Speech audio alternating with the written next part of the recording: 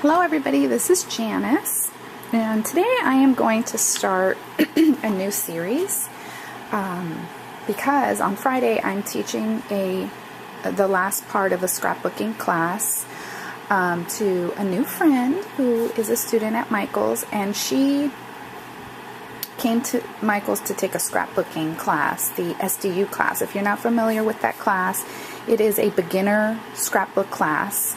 But the beauty of it is that Michael's allows me, as the instructor, say if you're the only student, I can tailor it to you. And so she wasn't really a beginner scrapbooker. She had already been scrapbooking and she had scrapbook pages completed. And so she was already in there. She just wanted to know how to kick it up a notch, basically.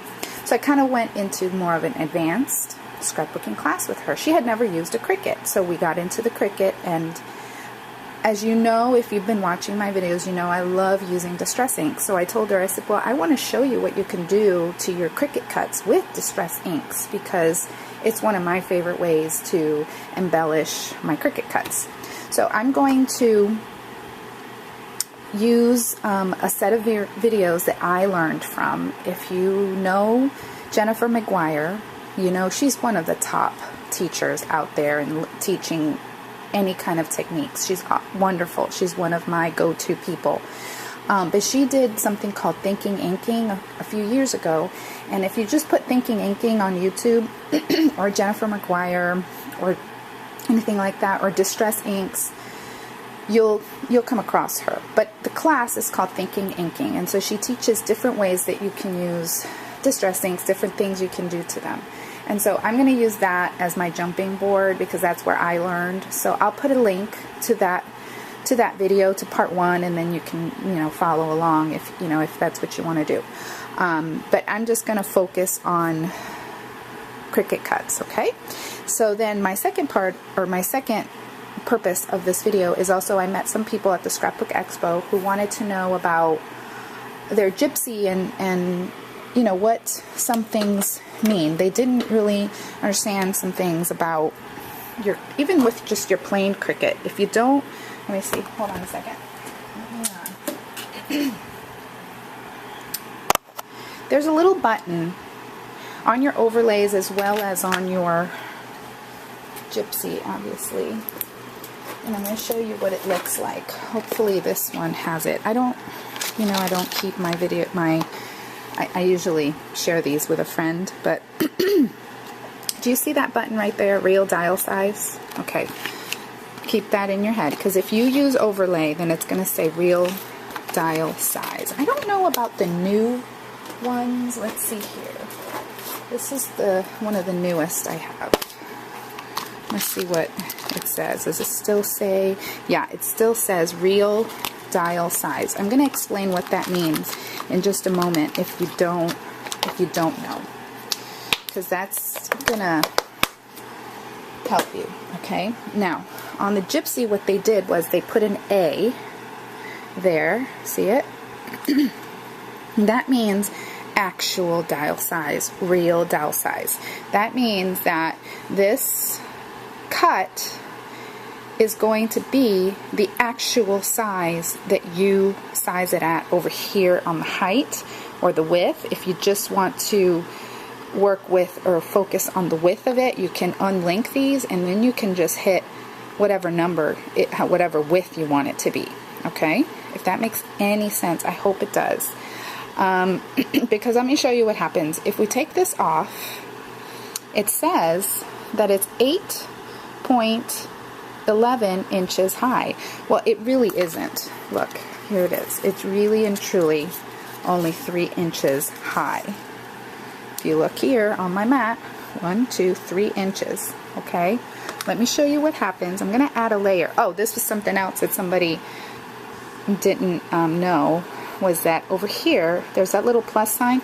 You can add a mat or a layer on top of it. Of course, if you're doing a video, it always wants to give you a problem. Okay, so there we go. So now this one is purpley. That means it's down below. The blue one is whatever is you know, an actual effect. Okay, so we've got these linked over here, and we've got the actual dowel size button is not on. There it's on, there it's off. So I'm going to go back to my paper dolls for everyday. This is the everyday paper doll dress up cartridge, and the reason I'm using this one is because we have this one in our store, and that's what I'm going to be using for my class. So I'm just trying to prepare some things for my class, okay? But this works with any cartridge, okay? So all of these little accessories, okay, basically when you choose a size for them, let's do the teddy bear, because I'll probably do a teddy bear, okay? He's so cute. Okay, I'm going to put him on the mat. Look how tiny he is at 1 inch. Can you even see him? If you hit the eyeball, it hides the other layer. Look how teeny tiny. He is not really an inch. In actual dial size, if I hit it now, it'll show you he is 0.37 sevenths of an inch is what he really is, okay? So now I can go in there and I can say I want him to be 3 inches, okay? For my purposes, I really need him to be big. And there he is. So now when I cut him out, he will be an actual size 3 inches. Because the reason why it's like that is because all of these little accessories are to be cut in relation to a paper doll. So if I had a 1 inch paper doll, the paper doll would be literally 1 inch high, and then the teddy bear to go with it would need to be tiny. Okay, so whenever you cut anything on the Cricut, on your Gypsy, anything, and it has layers, you just keep all the layers at the same size, and everything will cut to scale in relation to that cut so that they can fit together. Okay, that's why. So the key is to remember your right here, your actual dowel size, and then remember to take it off, because when you go and you try to go cut something, if that button is on and you try to cut the paper doll and all of, like, the dress and the shoes and the headband and the hair, if this is on, everything would cut to that size. So you're going to get a 3 inch paper doll, and you're going to get hair that's 3 inches, and a dress that's 3 inches, and shoes that are 3 inches, okay? So I hope that helps you, all right? Hope it does. Okay, so now that you see what I'm doing here, there's my fish. We're going to start with the fish, and I'm going to apply this spattering technique to the fish, because I thought, you know, I was here what I was going for on this tag, and this is just on a manila folder that I had that was no good anymore because it had writing, and it's really cheap manila folder too from the dollar store. So I think I'm going to reuse some of those old things. I'm going to go through. I need to do a clean house here, so I'm going to recycle these and use them for these technique tags. Okay, so let's go ahead and do the technique now that I've talked for 8 minutes. All right, we're going to use 3 colors. I'm going to use one of the colors I'm going to use is the new the Squeeze Lemonade. It's from the Spring Distress Ink line. There's 3 colors. They are, I guess, limited edition is what you would call them. So we're going to start with the red, and then we're going to use Spice Marmalade, and then we're going to use the lemonade. Like I said, I'm going to use, this is what I use do my blocks. When I take my stamps off my blocks, I recycle them and use them, and I put Velcro on them to use as a foam applicator.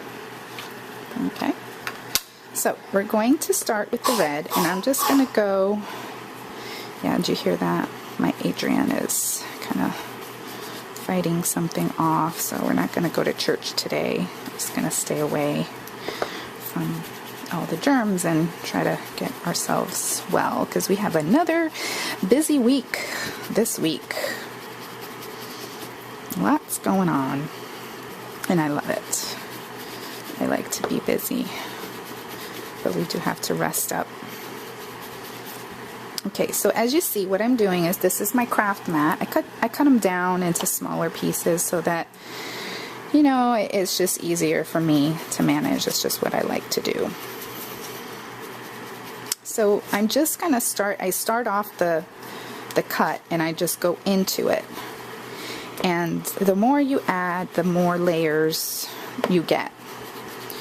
And if you don't know anything about Distress inks, they are a dye-based ink, but it stays wet longer than most dye-based inks, because usually dye-based inks dry faster. But because these don't, because of the way they were formulated, they have you just have more play time to do any blending. Just getting my yellow applicator. I keep my applicators in this little thing, and I don't have one applicator per color because I have tons of colors, so I just kind of just keep it in the family. I just use the orange for the orange, no matter what orange it is. This happens to be Spice Marmalade, so I'm going to go over this red here, and it's going to give it a more orangey color, because what I started with was Barn Door, which is it's my favorite of all the reds. It's a really true red, which I love. So see what happens when I start to blend and I go over that Barn Door, it turns it into a different, like a sunsetty red, which is my initial goal. Okay, now if you see there's little holes in this fish, what I'll probably do is just put another layer of paper behind it to kind of fill in those holes. Or on my gypsy, I could hide the contours and make a blackout essence, in essence, of the same fish. But if you're cutting on your regular Cricut, then you can't really do that feature. So I'm just going to show you how I do it, just assuming that you don't have a Cricut. I mean, assuming that you don't have a gypsy. Okay, so now we're going to use our wonderful lemonade. And I'm just going to go over the entire thing and just blend these colors. I'm trying not to rip his fin. His little fin sticks out. I love it. If you don't have this cartridge, it's definitely worth trying to find, because there are so many elements in it. Okay. So there you have a very, very tropical fish. Isn't he gorgeous? Now we can kick it up a notch. If that weren't enough, you can get a paintbrush. I'm using this is, I'm trying to remember the brand that makes these water brushes, but Tim Holtz and Ranger went ahead and I think Michaels is about to maybe get them, because this one I got on clearance at Michaels, and it's the larger tip, but so I don't know if you can find these, but if you can, if you go look at your Michaels, you might find in the clearance bin, because I think the Ranger ones are about to make an appearance at the store, because we have the distress markers, which I'm so excited about. Okay, so what I'm going to do is I'm going to squeeze out some water here, and I'm going to use it to spatter. Distress inks are formulated to be activated by water, like the Wonder Twin powers activate. Remember that when we were kids? Do you remember the Wonder Twins? If you remember, you're laughing. If you don't know what I'm talking about, then you're definitely younger than me, or grew up in a different country, or didn't watch as much TV as I did when I was a kid, which was a lot. Okay, so do you see what's happening? You're getting these splotches, okay, of color. And if we take our heat gun, we can get it to do even more. This is the Heat It tool, which I do recommend. If you don't have a heat tool, I recommend this one. If you don't like this one, my next recommendation is the Stampin' Up! One. It's pricey, but people who have owned it for a very long time say that it lasts for a very long time. This one is like in the $25 price range. But this very one here is like 6 years old. So, okay. So there you go. There's our fish. Okay, so that's my first technique that's going to go on another technique stack. Not this one. This one's just going to be just strictly tags with distress. This one's going to be things you can do with your Cricut cuts and distress. Okay, so thanks for watching and stay tuned for the next one.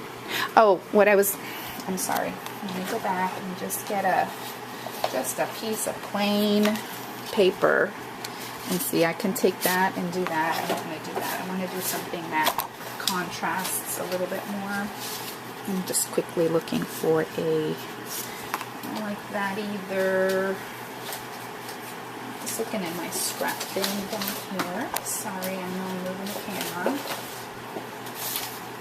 Let's just say if I wanted to do this one, then I would just trim it. All I care about is that the holes are filled in. So I'm not being particularly neat or precise. If you really need to do that, you could just trace it with a pencil and do that. See? And so now his little fin could come out and we would have some color under there. We could put stickles on it. I mean, you could do all kinds of things, but that's just your basic thing you could do to fill in those holes. Okay, thanks for watching. Bye.